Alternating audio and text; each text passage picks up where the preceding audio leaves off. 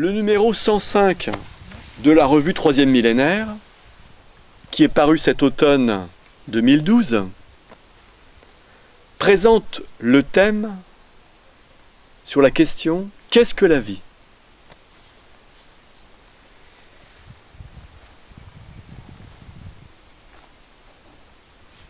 Cette question a été très largement débattue sur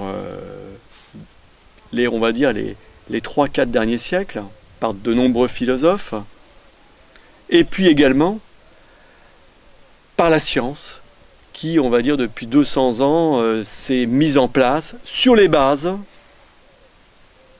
de la conception de l'atome.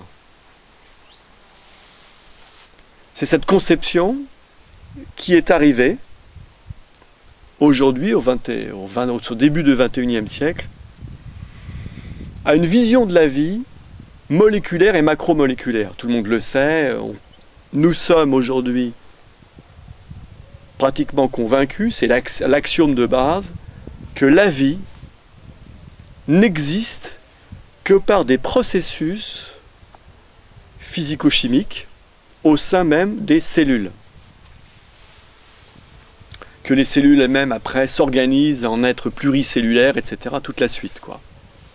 Donc, en fait, lorsqu'on pose la question « Qu'est-ce que la vie ?», la réponse qui est un peu comme dans un jeu de ping-pong qui nous est renvoyée, c'est un processus, des processus extrêmement complexes qui se trouvent au sein même de la chimie, de la cellule, des cellules, et que, en fait, la vie n'est que l'expression, encore une fois, disons le complexe, n'est que l'expression de ce monde physico-chimique.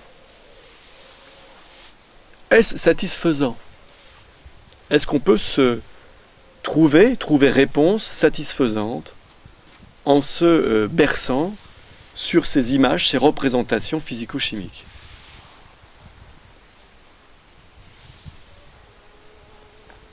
Si oui, tout est bien.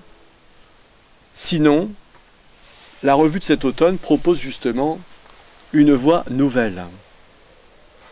Alors cette voie nouvelle, elle est tracée à la fois, vous le savez, par des témoins d'éveil, par des enseignements de la non-dualité que l'on retrouve dans chaque numéro, mais aussi par une approche scientifique totalement nouvelle qui vise la vie de manière globale. Qu'est-ce à dire?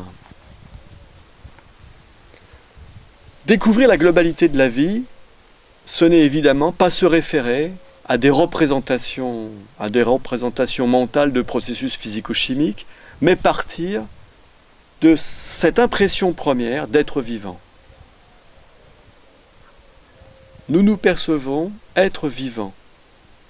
Cette perception immédiate d'être vivant coexiste-t-elle dans les représentations coutumières que nous citions, qui sont la vie est le résultat de processus physico-chimiques, l'essence de la vie c'est l'ADN, etc.